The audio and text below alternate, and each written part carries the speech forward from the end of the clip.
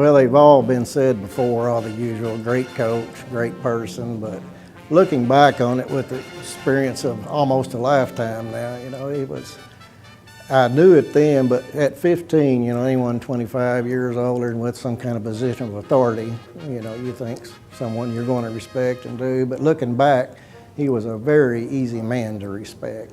He didn't command respect, you just gave it to him. He just deserved it, and was one of the nicest people it's ever been my privilege to know.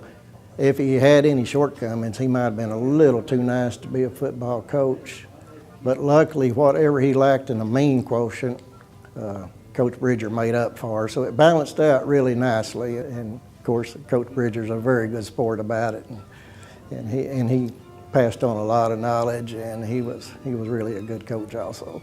Well, he was a principled man, a good man. They called him Smokey. Why, I don't know, but that was his nickname. He's Smokey. He was Smokey. He was a man's man. I mean, he was straight as a string. I mean, you pulled it tight, he was straight. Whatever he said was the way it went. Oh, I loved Coach Yarbrough. He's became a dear person in life, because he followed me all the way through my career in college, and talked to him all the time. And I still asked him for advice, I mean, I'd ask him, and I thought he was an exceptional person to take 70 kids that barely watched football and teach them the game of football in one season. Like I said out there before, few things he forgot to tell us until game time, and which way to go and stuff, but we picked that up pretty quick. He was a funny guy, had an attitude about him. He acted like a tough guy, but the nicest guy he could be. After I got to know him, after I got out of school, he's a tough guy back in school, Coach Yarbrough was a fantastic person, really, I miss him. Oh, Coach Yarbrough was a real godly man, a Christian man.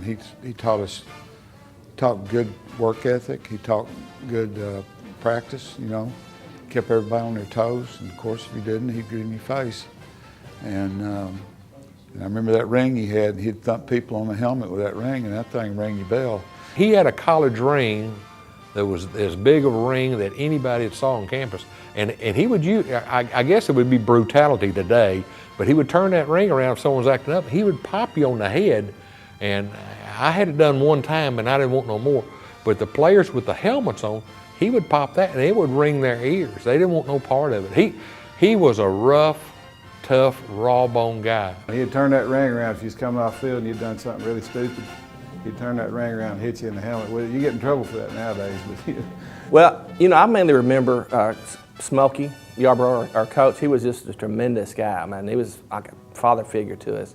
Tough, get in your face, spit out you in the back all over you. When I go to practices and Smokey be chewing that tobacco and everything, you had to, if you didn't watch out, you ended up with freckles, because he'd end up spitting all over you and everything by accident and everything. And he'd be chewing you out and grab your face mask, and he chewed tobacco, so he was spitting in your face the whole time he was hollering at you. Coach Yarbrough, he was a great guy. And he was a good football coach. He was. I enjoyed playing for him. We wanted to play hard for him, and we did play hard for him. Yeah, Coach Yarbrough and Coach Bridger did a fantastic job. I mean, you take two, how does two coaches coach a football team? Well, you couldn't, if you asked the coach now to do that, they would laugh at you. And I'll say this, I feel good in helping, but nowhere do I want to take the credit for being Coach Yarbrough did the coaching. I don't know how he kept his hair, what little hair he had left, and he had a lot of hair. That man was hairy. But he stayed after James Clayton all the time, because James was his quarterback, and James was he kind of ran his own place sometimes. I did my own thing, and we just butted heads. I mean, you can see in my senior annual where he told me, he said, dang your buttonhole, you ain't got nothing but sawdust between your ears. So that was his saying to me from the time that he arrived here to I graduated. Dang your buttonholes, Clayton. Yeah, I'll never forget, he used that all the time. I coached for 36 years, and a lot of things that I did really came from Coach Yarbrough. Instead of saying most of those kids